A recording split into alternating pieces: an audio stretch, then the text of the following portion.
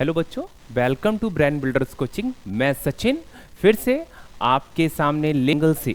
तो ट्रायंगल्स का एरिया क्या है, तो जैसे ही मैं बात करूंगा एरिया ऑफ अ ट्रायंगल, तो जैसे कि ऑलरेडी आप जानते होंगे एरिया ऑफ अ ट्रायंगल क्या है, 1/2 बेस इंटू हाइट। तो इजिली आप इस चीज़ को बहुत अच्छे से जानते होंगे, बहुत बार अप्लाई किया होगा। लेकिन आज बताना चाहेंगे कि जब बेस है तो उसके करस्पॉन्डिंग हाइट कौन सी होगी, उसको हम डायग्राम्स के थ्रू समझेंगे। तो सबसे पहले मैंने एक ट्रायंगल फॉर्म किया, ट्रायंगल ABC फॉर्म हुआ। ठीक है, यहाँ पर जो हमारे पास जो ट्रायंगल है, यदि मैं इसमें किसी भी साइड्स को बेस कंसीडर कर लूँ तो उसके करस्पॉन्डिंग मतलब उसके जस्ट अपोजिट साइड्स में आप देखेंगे तो वो हमारी क्या होगी, हाइट होगी। चलिए डायग्राम्स के थ्रू समझते हैं। यहाँ लिखा है बेटा, any side of a triangles can be the base. कोई भी साइड्स आपकी ट्रायंगल्स की बेस हो सकती है। यहाँ पर मैं बताना चाहूँ कि मेरा एक वर्टिस है, एक पॉइंट है A, यहाँ से मैं एक परपेंडिकुलर ड्रॉ कर दूँ BC पर, तो ये मेरा क्या हो जाएगा, ये मेरी हाइट हो जाएगी। तो कहने का सेंस ये हो जाएगा, यदि मैंने BC को बेस कंसीडर किया, BC को क्या मैंने कंसीडर किया, बेस कंसीडर किया, तो ऐसे केस में हमारा BC यदि बेस है तो हाइट क्या हो जाएगी, आपकी AD हो जाएगी। हाइट क्या हो जाएगी, AD हो जाएगी। ठीक है, तो आपका जैसे ही ये वाला पॉइंट क्लियर होता है, यदि BC को कंसीडर किया तो AD आपकी क्या हो जाएगी, हाइट हो जाएगी। यदि मैंने AC को बेस कंसीडर किया, AC को मैं यदि बेस कंसीडर कर लूँ, AC यदि बेस है तो ऐसे केस में BE क्या हो जाएगी, BE आपकी हाइट हो जाएगी। क्या हो जाएगी, BE बेटा आपकी हाइट हो जाएगी।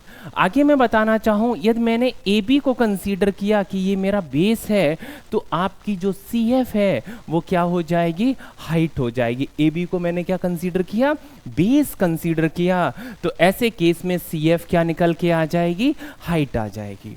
मीन्स एक ट्रायंगल में यदि 3 साइड्स हैं तो 3 हाइट्स भी लाई करती हैं। ये चीज़ आपके माइंड में होना चाहिए। आई होप बहुत अच्छे से आप लोग ये चीज़ समझ गए होंगे। आगे एक्सप्लेन करना चाहेंगे, इस ट्रायंगल के एरिया को कभी आप भूलिएगा नहीं, बहुत इंपॉर्टेंट है। ये बहुत जगह यूज़ होगा, ज़रूरी नहीं कि यहीं पर आप ट्रिग्नोमेट्री भी नहीं पढ़ेंगे फिर भी आपको कहीं ना कहीं इसका यूज़ मिलता ही रहेगा। आगे हम एक्सप्लेन करना चाहें, यदि आपको एक ट्रायंगल है, अभी मैंने जो लिया था एक्यूट एंगल ट्रायंगल लिया, अब मैंने आपके सामने ऑब्ट्यूज एंगल ट्रायंगल लिया। बच्चों के माइंड में ये थॉट आ रहा है, अरे सर यहाँ से आप जैसे ही परपेंडिकुलर ड्रॉ करेंगे तो वो साइड्स पे तो लाई नहीं करेगा। देन तो वही चीज़ मैं समझाना चाहता हूँ, ऐसा भी केस यदि आपके साथ आता है तो आपको किसको बेस कंसीडर करना है और कैसे हाइट को ड्रॉ करना है, इस चीज़ को भी आप अच्छे से समझिएगा। तो यहाँ पर मैं आपको बताना चाहूँ बेटा, ये अपना ट्रायंगल है AQR। AQR में जैसे ही मैंने देखा कि इसको मुझे एक्सटेंड करना होगा, तब मैं यहाँ पर हाइट को ड्रॉ कर सकता हूँ, मीन्स परपेंडिकुलर को ड्रॉ कर सकता हूँ। समझ रहे हैं ना, बहुत अच्छे, वेरी गुड। तो बेटा यहाँ पर क्या हो जाएगा, S जो आपकी PS है, जो आपकी लाइन एक ब्लिंक कर रही होगी, ये आपकी क्या हो जाएगी, ये आपकी हो जाएगी परपेंडिकुलर। क्या हो जाएगी, परपेंडिकुलर। और यहाँ पर आपका QR क्या हो जाएगा, बेस आ जाएगा। यहाँ पर हम देखना चाहें, जो आपका PS है वो मेरी क्या है, हाइट है। PS क्या है, हाइट है, QR क्या है, बेस है। ठीक है, इसी चीज को हम PS लिख सकते हैं, ये हाइट है, बेस क्या हो गया, QR हो गया।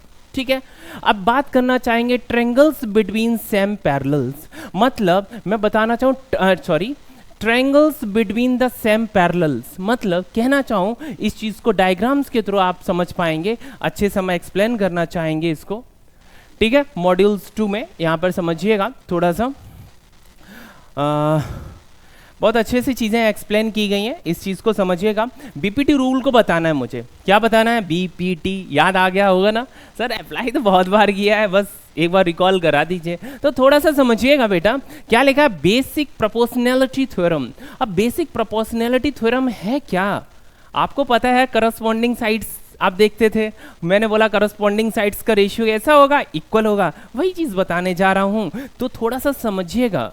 जैसे इस थ्योरम्स की मैं बात करना चाहूँ तो थ्योरम तो आपकी इस ट्रायंगल्स पे अप्लाई होगी। एक ट्रायंगल है ABC और ABC में मैंने BC लाइन के थोड़ा सा ध्यान से समझिएगा, बीसी लाइन के पैरेलल मैंने एक लाइन को ड्रॉ किया, बीसी लाइन के पैरेलल मैंने लाइन को ड्रॉ किया, डीई लाइन ड्रॉ की, समझिएगा this is a parallel to this one, और ये रिमेनिंग टू साइड्स को इंटरसेक्ट करती है, ये रिमेनिंग टू साइड्स को क्या करती है, इंटरसेक्ट करती है। ऐसे केस में ये जो साइड्स का रेशियो होगा वो क्या होगा, ऑलवेज कांस्टेंट होगा। ये तो आपके माइंड में बैठा हुआ है ना। तो इसी चीज को मैं बोलना चाहूं, if a line parallel to a side of a triangle intersects the other sides in two distinct points, then the other sides are divided in the same ratio। Clear है? यहां तक किसी को कोई डाउट है? मीन्स कहने का मतलब ये है, एक बार में समझिएगा, यदि ये लाइन इस लाइन के पैरेलल है, देन ये ratio this divided by this is equal this divided by this one. ये करस्पॉन्डिंग जो साइड्स का रेशियो है वो कैसा आएगा, इक्वल आएगा। ठीक है, आगे बताना चाहेंगे यदि लिखा है एल, एल क्या है, ये आपकी लाइन है, इंटरसेक्टिंग रे है, ये लाइन आपको दिख रही है ना, ये आपकी जो लाइन है ये देखिए डी पॉइंट पर इंटरसेक्ट करेगी, यहाँ पर ई पर। तो यहाँ पर आप बोल सकते हैं for a triangle ADE triangles के रेस्पेक्ट में एडीई के रेस्पेक्ट में करस्पॉन्डिंग मैंने उसकी साइड्स को पिक किया एडी, और यहाँ पर मैंने डीबी कंसीडर किया। इस तरह से हम दोनों साइड्स के रेशियो को AD upon DB this is equal AE upon EC. ठीक है, दोनों करस्पॉन्डिंग साइड्स को हम डिवाइड कर देंगे या राइट कर देंगे, उनके रेशियोज में राइट कर देंगे, ये ऑलवेज कैसा आएगा, इक्वल आएगा। आगे बताना चाहेंगे, एक ट्रायंगल है हमारे पास DEF, एक कौन सा ट्रायंगल है, एक मेरे पास ट्रायंगल है DEF, और DEF ट्रायंगल्स में आपने देखा एक आपने लाइन को EF के पैरेलल ड्रॉ किया है, ये x बाई लाइन है, ये मेरे पास कौन सी लाइन है, x बाई लाइन है, और ये EF के पैरेलल है। किसके पैरेलल है, EF के पैरेलल है। अब यदि ये लाइन EF के पैरेलल है, यदि ये लाइन EF के पैरेलल है, ये दोनों ही लाइंस आपस में क्या है, पैरेलल है, ऐसे केस में आपको रिप्रेजेंट करना है इसका रेशियो क्या होगा। तो अभी आपको जो मैंने थ्योरम बताई, जो बीपीटी रूल बताया, क्या बताया, dx upon XE this is equal dy upon by F. ठीक है, इस तरह से आप लिख सकते हैं dx upon XE, dx upon XE this is equal dy upon by F. ठीक है, इस तरह से वैल्यूज लिख सकते हैं बाई बीपीटी थ्योरम। ठीक है, जब इतनी चीजें आपकी क्लियर हो जाएंगी तो सेम यदि इस तरह से ट्रायंगल्स है तो आप ऐसे फॉर्म कर देंगे, और वही यह ट्रायंगल मैं बोल दूं PQR है, यदि मैं लाइन इसके पैरेलल ड्रॉ कर दूं तो ऐसे केस में क्या होगा, आप बोलेंगे QM upon MP this is equal QT upon TR। इसी चीज को मैं लिखना चाहूं तो मैं कैसे लिखूंगा, QM upon MP this is equal QT upon TR। ठीक है, ये बीपीटी थ्योरम है। कौन सी थ्योरम है बेटा, बीपीटी। आई होप ये चीजें आपको क्लियर हो गई होंगी। आगे बढ़ना चाहेंगे, इसी पर बेस्ड अपने क्वेश्चंस आएंगे, और क्वेश्चंस में आपको बताना चाहूं तो अपना ये क्वेश्चंस पहले मैं बताऊंगा ये मेंटली कैसे करेंगे। फॉर एग्जांपल ये एमसीक्यूज में आ गया तो विदाउट कॉपी और पेन भी पॉसिबल तो है ना। तो आपको बीपीटी थ्योरम पता है कि सर इनका करस्पॉन्डिंग साइड्स का जो रेशियो ना वो सर इक्वल होता है। अभी आपने बताया, अभी आपने प्रूविंग करके सिखाई मुझे। तो बेटा समझिएगा 1.5 टू जा क्या होता है, 3 होता है ना, तो 1 टू जा क्या होगा, 2 होगा। जो आपका क्वेश्चन मार्क है ना, इसी जैसे ही आपने क्वेश्चन देखा आपके माइंड में आंसर आ गया। क्यों, क्योंकि आपको कॉन्सेप्ट पता था। चलिए इसी चीज को हम चाहेंगे आपको बेसिक से बताना कि आपका कहीं क्वेश्चन आपको सॉल्व करके दिखाना है तो आप बेटा लिखेंगे इस तरह से, वैल्यूज गिवन है और इस तरह से आपका क्वेश्चन गिवन है, आप लिखेंगे DE is parallel to BC, DE is parallel to BC, DE is parallel to BC। Theorems तो तभी अप्लाई होगी बिकॉज एक साइड्स के रेस्पेक्ट में ये क्या साइड पैरेलल है, तभी तो ये एक छोटा सा ट्रायंगल, ये बड़े ट्रायंगल्स के नहीं दिख रहा है, ये छोटा सा ट्रायंगल ये एक बड़े से ट्रायंगल्स के कैसे होगा, सिमिलर होगा। और जब सिमिलर होगा तो सिमिलर के अकॉर्डिंग आप बीपीटी रूल तब वहीं से फाइंड आउट हुआ है। मैं बताना चाहूँ यहाँ से बेटा क्या हो जाएगा, जब दोनों ही साइड्स पैरेलल हैं तो आप बोल सकते हैं AD upon DB this is equal AE upon EC। ठीक है, जैसा कि आपको स्क्रीन पर दिख रहा होगा। और इस तरह से बिकॉज ये बाय बीपीटी थ्योरम। आगे बताना चाहेंगे इसी चीज को, आप वैल्यूज को पुट कर देंगे 1.5/3 दिस इज इक्वल 1/1 EC और क्रॉस मल्टीपल कर दीजिएगा, EC की वैल्यू आ जाएगी यहां से 2। ठीक है, जैसा कि आपको स्क्रीन पर दिख रहा है 3/1.5 दिस इज इक्वल 3। ठीक है, तो यहां पर 3/1.5 this is equal to not a 3। क्यों? मैंने बोला 1.5 2 जा 3 और 1 2 जा 2, 1 2 जा 2, तो आंसर क्या होगा आपका 2। ठीक है, इस तरह से EC की वैल्यू आपकी 2 आ जाएगी। सेम आपने जैसे ही क्वेश्चन देखा, अभी जैसे मैंने बताया मेंटली तुरंत थिंक कर सकते हैं। 1.8 और ये नहीं दिख रहा है आपको, देखिए 1.8 और ये है 5.4, तो ये कितने टाइम्स है? 3 टाइम्स है ना। 18 3 क्या होता है? 18 3 54। तो आपने जैसे ही देखा 18 3 54 है तो 5.4 मतलब डेसिमल आप शिफ्ट कर सकते हैं। तो ये भी इसके रेस्पेक्ट में कितने टाइम्स होना चाहिए? 3 टाइम्स। तो 3 से डिवाइड कीजिए, 3 2 6 और 3 2 6, रिमेनिंग कितना? 1 रिमेनिंग और 3 4 12, 3 4 12। तो आपका जो 4 आया है 2 और 4 तो आ गया, तो means 2.4 is a perfect answer. आपके माइंड में इस तरह से कैलकुलेशंस चलनी चाहिए, दैट्स ऑल। ये आपका आंसर है AD। चलिए सिस्टमैटिक राइट कैसे करते हैं स्क्रीन पर ध्यान से समझिएगा। बताना चाहूँ तो सेम वही क्वेश्चन है बेटा, आप इसी चीज को आराम से राइट कर सकते हैं। AD/DB this is equal AE/EC। ठीक है, जैसे ही वैल्यूज को पुट करेंगे क्वेश्चन मार्क को आप जरूरी नहीं AD ही लिख दीजिए या AB लिख दीजिए या X लिख दीजिए, नॉट AB, AD लिख दीजिए या X लिख दीजिएगा, X लिख दीजिए। दिस इज इक्वल आप लिखेंगे क्वेश्चन मार्क या AD/7.2 this is equal 1.8 divided by 5.4। Cross multiple कर देंगे, वैल्यूज आ जाएंगी, दैट्स ऑल। और ये आपकी वैल्यू होंगी AD की, और AD की वैल्यू यहाँ से आप फाइंड आउट कर सकते हैं। और जिस तरह से आप वैल्यू आपको दिख रही होगी निकल के क्या आनी है 2.4। क्रॉस मल्टीपल कर दीजिए, सिंप्लीफाई कर देंगे और इस तरह से आपकी वैल्यू आ जाएगी 2.4। ठीक है, तो क्या है AD की वैल्यू 2.4। स्क्रीन आगे बढ़ गई थी, कोई बात नहीं, नेक्स्ट देखना चाहेंगे। अब थोड़ा सा डिफरेंट पैटर्न आप देखेंगे, वैल्यू यही है, क्वेश्चंस यही है, ऐसे ही पैटर्न पे क्वेश्चंस हैं। आपको बताना चाहेंगे, लिखा है find the value of x in the figure if line L is parallel to one of the sides of the given triangle. तो ऐसे केस में वही क्वेश्चन आ गया ना, तो आपने देखा 1.3 टाइम्स है, ये कितने टाइम्स है? 3 टाइम्स। तो ये इसके कितने टाइम्स होगा? 3 टाइम्स। तो आपने बोला 15 3 45, it means 1.5 is the value of x। इस तरह से आपके माइंड में क्लिक करना चाहिए। अब इसी चीज को बाय BPT थ्योरम अप्लाई कीजिए बेटा। आप लिखेंगे XP/PT this is equal XQ/QR। ठीक है, जैसे ही आपने ये अप्लाई किया तो आपके माइंड में थॉट जरूर आएंगे, find the value of x in the figure if line L is parallel to one of the sides of a triangles given triangle. ये पूछा कि ये जो साइड्स हैं वो किसके पैरेलल है? आपको बहुत दिख रही है ना, दिख रहा है ना, या आप बोल सकते हैं सर इसका जो रेशियो है ना वो आपस में L पैरेलल है, L is parallel to one of the sides of a given triangles. Already दिया गया है, ये इसके लाइंस कैसे होगी? पैरेलल होगी। आप ध्यान से समझिएगा, गिवन है ये L is parallel to side TR। L parallel है, जो लाइन है ये आपकी पैरेलल है किसके? TR के। ठीक है, तो यहां पर हम बताना चाहें सेम वही पैटर्न अप्लाई करेंगे। आप लिखेंगे SQ/QR this is equal SP/PT। ठीक है, वैल्यूज को पुट कर दीजिएगा, वैल्यू पुट कर दीजिए। SP कितना है आपका? SP X है, X/4.5 this is equal 1.3 upon 3.9 simplify कर दीजिएगा, इससे ये कैंसिल आउट हो जाएगा। क्रॉस मल्टीपल कर दीजिए, ये क्रॉस मल्टीपल कर दीजिए और यहाँ से वैल्यू क्या आ जाएगी? इसको पहले कैंसिल कर दीजिए तो ज़्यादा बेटर रहेगा। 13 3 और 3 से ये कैंसिल कर दीजिए 1.5। इस तरह से भी कर सकते हैं, या आप सिस्टमेटिक जैसे मैंने क्रॉस मल्टीपल करके आपको दिखाया आप इस तरह से भी राइट कर सकते हैं। पैटर्न सेम ही है। यहां से वैल्यू बेटा जो x की आ जाएगी दिस इज इक्वल 1.5। ठीक है, आगे क्वेश्चन देखना चाहेंगे, बहुत अच्छा सा क्वेश्चन है, सेम इसी पैटर्न पे। अगेन मैं बोल रहा हूं पैटर्न सेम है तो इससे बेटर क्या है?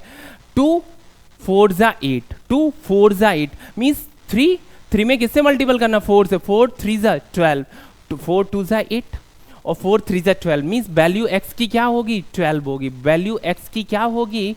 12 होगी तो आप यहाँ से बेटा समझ सकते हैं x की वैल्यू तो मेंटली आप वर्बली निकाल सकते हैं। सिस्टमेटिक अगेन आपको लिखना है एल एन के रेस्पेक्ट में एल क्या है, पैरेलल लाइंस है, और ऐसे केस में आप लिखेंगे M P upon P L this is equal M Q upon Q N. आप बाय वीपीटी के थ्रू अप्लाई कर देंगे और इस चीज को आप राइट भी कर सकते हैं, बिकॉज ध्यान से देखिए this line is parallel to this one, language में राइट करेंगे एंड देन आप प्रॉपर्टी लगा देंगे बीपीटी थ्योरम, क्या अप्लाई करेंगे, आप लिखेंगे M P upon P L this is equal M Q upon Q N, और इसी चीज को आप यहाँ पर राइट कर देंगे। राइट करने के बाद वैल्यूज को पुट कर देंगे 8/2 this is equal x upon 3, और जैसे ही वैल्यूज को पुट करेंगे तो चाहे तो कैंसिल आउट कर दीजिए, 2 4 जा 8, 4 4 3 जा 12, so the value of x will be the 12, या क्रॉस मल्टीपल कर दीजिए, देन आप सिंप्लीफाई कर दीजिए, आंसर आपका 12 सेंटीमीटर आ जाएगा। ठीक है, 12 सेंटीमीटर होगा तो सेंटीमीटर, मीटर लिखा होगा तो मीटर, यहाँ पर कोई यूनिट नहीं दी गई तो आप कुछ नहीं टेंशन लीजिए, वहाँ पर यूनिट भी लिख सकते हैं। ठीक है, आगे कवर करना चाहेंगे, बहुत अच्छे से क्वेश्चन है जो अभी थ्योरम्स मैंने एक्सप्लेन की। काफ़ी बच्चों के माइंड्स में अभी भी डाउट्स हैं, सर हर चीज़ को थोड़ा सा कीवर्ड्स के साथ मुझे एक्सप्लेन कर दीजिए, कि हो सकता है इंटरसेक्शन पॉइंट ही नहीं समझ में आ रहे हो और कैसे कैसे ऑप्शंस हो सकते हैं। तो मैंने कहा कि चलिए फिर से बताते हैं इसी चीज़ को बहुत अच्छे से। थ्योरम्स बेसिक प्रोपोर्शनैलिटी थ्योरम, तो मैं थ्योरम्स कौन सी बताने जा रहा हूं, आपको बीपीटी थ्योरम्स के बारे में बताने जा रहा हूं। अगेन वही चीज बताना चाहेंगे, if a line parallel to a side of a triangle intersects other sides in two distinct point, two different points होंगे, ठीक है, then the other sides are the divided in the same ratio by it. Diagrams के through इसी चीज को बेटा समझ लेते हैं।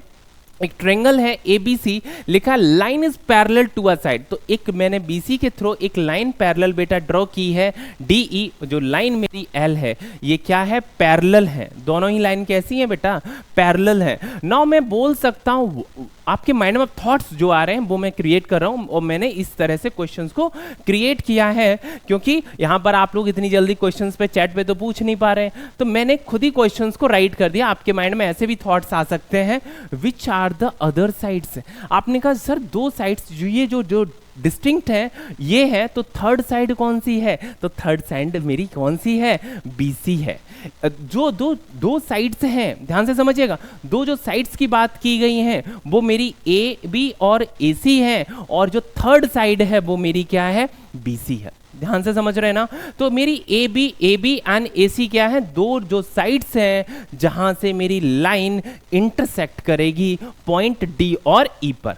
ठीक, अगला बेटा पॉइंट आता है टू डिस्टिंक्ट पॉइंट। तो जिन बच्चों की ये नहीं समझ में आया, टू डिस्टिंक्ट पॉइंट का मतलब है टू डिस्टिंक्ट पॉइंट पर इंटरसेक्ट करेगी, उससे पास हो जाएगी, उसको कट करते हुए निकल जाएगी। मींस इस चीज को समझिएगा, which are the two distinct और अ डिफरेंट पॉइंट, तो ये है क्या, इसी चीज को मैं बताना चाहूं। तो ये आपका हो गया D और E। आगे बताऊं, then the other sides are divided. Divided मतलब ये जो पार्ट है, ध्यान से देखिएगा, मेरा हैंड ये दिख रहा है ना, ये AE upon EC this is equal AD upon DB, इस पार्ट्स की बात की गई है। Then the other sides are divided in the same ratio by it. ठीक है, इसी चीज को बेटा प्रूफ करना है, तो मैं बताना चाहूंगा, line L divides AB in which two parts, that is AD and DB। AD and DB, AB को आपने टू पार्ट्स में डिवाइड किया, one is AD, second is DB। Now मैं बताना चाहूं, AC को मैंने बेटा डिवाइड किया AE and EC, AE and AC, AE and EC। ठीक है, इस तरह से दोनों पार्ट्स को मैंने डिवाइड किया। फिर मैंने एक वर्ड यूज किया, इन द सेम रेशियो। क्या यूज किया, इन द सेम रेशियो, मीन्स इनका जो रेशियो है वो कैसा होगा, इक्वल होगा। सेम मतलब इक्वल, रेशियो मीन्स फ्रैक्शन में भी रेशियो को आप राइट कर सकते हैं। इस तरह से आपकी बीपीटी थ्योरम क्लियर हो जाती है। मैं उम्मीद करता हूं आपको हर वर्ड समझ में आ गए होंगे। चलिए आगे और भी माइंड में थॉट्स आएंगे। विच ट्रायंगल, अब आपके माइंड में आ गया ये किस ट्रायंगल्स के थ्रू है। यदि मैं पूछूं AD जो साइड है, ध्यान से देखिएगा, AD जो साइड है वो ट्रायंगल ADE का पार्ट है। मीन्स ADE की साइड है। यदि मैं बात करना चाहूँ बेटा BD की, तो BD जो है, BD थोड़ा सा देखिएगा, मैं पूछूं DB या BD, बात देखिए, DB मैं बोलूं या BD, ये किस ट्रायंगल का पार्ट है? तो यहाँ से कि कोई भी साइड्स, ये किसी भी ट्रायंगल्स की साइड नहीं है, ठीक है, डायग्राम से दिख रहा है ना। आगे मैं आपसे पूछना चाहूँ तो बिकॉज अब मैं पूछूं is it not a perpendicular, मैं पूछूं DB क्या AD क्या परपेंडिकुलर है? थोड़ा सा ध्यान से देखिए, AD परपेंडिकुलर है? आप कहेंगे नहीं, AD परपेंडिकुलर तो नहीं है। AD क्यों नहीं परपेंडिकुलर भाई? Because this is not a 90 degree, this is not a 90 degree, this is not a shortest distance also. Hence अब आपसे मैं नेक्स्ट क्वेश्चन पूछना चाहूँ, DB क्या है? तो आपके can DB is the height, क्या DB हाइट है? हाइट तो तब होगी जब ये परपेंडिकुलर होगा, और ये परपेंडिकुलर तो है नहीं, hence no, this is not a perpendicular. अब आपके माइंड में व्हाई, क्यों नहीं है? तो आपके माइंड में आना चाहिए is it not a perpendicular, is it not a perpendicular, so it will be the base, so इसलिए ये बेस हो सकता है। ये क्या हो सकता है बेटा? बेस हो सकता है। अब मुझे आगे समझाना है AE के बारे में। जैसे ही मैंने AD और DB के रेस्पेक्ट्स में बताया, सेम ऐसा ही केस आप AE और EC के रेस्पेक्ट्स में भी कर सकते हैं। फॉर AD को मैंने बेटा बेस कंसीडर किया, for AD to be the base and height should be the form. बेटा AD को मैंने यदि बेस कंसीडर किया तो मैंने E से इस पर परपेंडिकुलर ड्रॉ किया, E से क्या किया, एक परपेंडिकुलर ड्रॉ किया इस तरह से, और ये हमारा M पॉइंट पर इंटरसेक्ट किया या लाई किया, ठीक है। तो यहां से मैं इस ट्रायंगल का क्या निकाल सकता हूं बेटा? एरिया निकाल सकता हूं। यहां से सेम इसी केस से इस ट्रायंगल्स का भी इस बेस पर मैं यहां से यदि हाइट ड्रॉ कर दूं तो इसका क्या निकल आएगा? एक एरिया निकल आएगा। थोड़ा सा समझिएगा, यदि मैं ऐसा ही केस E से ड्रॉ कर दूं तो हमारा क्या निकल आएगा? अच्छा स्क्रीन रुक गई थी, कोई बात नहीं। नेक्स्ट देखिएगा, for DB to be the base and EM to be the height of the triangle, what should be draw. तो इस तरह से ड्रॉ कर सकते हैं, तो इसका एरिया निकल आएगा। अभी मैं बोलना चाहूँ, इसका मुझे अब BD के रेस्पेक्ट्स में निकालना है। सेगमेंट जो BD है, BD पर मैंने क्या किया, इससे एक पॉइंट डाला, यहां से ध्यान से देखिएगा, और यहां पर मैंने परपेंडिकुलर ड्रॉ कर दिया। क्यों? ध्यान से समझिएगा। तो यहां से भी हम एरियाज निकाल सकते हैं। तो इस तरह से हम ट्रायंगल ADE का एरिया पहले निकाले, ट्रायंगल ADE का निकाले, अब हम BDE का निकालना चाहेंगे, BDE। ध्यान से देखिए कौन सा ट्रायंगल है, ये इस ट्रायंगल का हम एरिया निकालना चाहेंगे, और दोनों ही ट्रायंगल्स को क्या कर देंगे? ऐड करेंगे, या हम ऐसे केस में डिवाइड कर देंगे तो एक रेशियो निकल आएगा, और सेम ऐसा ही केस अगेन अप्लाई कर देंगे। तो थोड़ा सा कैलकुलेशंस पे फोकस कीजिएगा। जैसे ही इसका मैंने एरिया निकाला और इस ट्रायंगल का एरिया निकाला, बोथ को कर दिया divide, ADE divided by BDE दोनों को किया डिवाइड, तो ये कैंसिल आउट हो गया, बचा क्या? AD upon BD। आप लिख सकते हैं AD अपॉन BD। सेम जो कंडीशंस मैंने यहां पर अप्लाई की, वही केस बेटा यदि D पॉइंट को मैं कंसीडर कर लूं, D को एज एन एक पॉइंट कंसीडर कर लूं, यहां से मैं AE पर और बेटा D से ही मैं BC पर एक परपेंडिकुलर ड्रॉ कर दूं, तो यहां से भी मैं दोनों के ही केस में एरिया फाइंड आउट कर सकता हूं। क्या? एरिया फाइंड आउट कर लूंगा, स्क्रीन पर आपको दिख रहा होगा।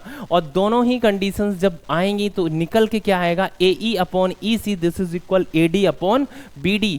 क्यों? बिकॉज ये जो ट्रायंगल्स है ना वो सेमी है, चाहे मैं BDE बोलूं, मैं BDE बोलूं या CDE बोलूं, मैं बोलूं CDE, तो कहीं ना कहीं इनका दोनों का एरिया कैसा होगा?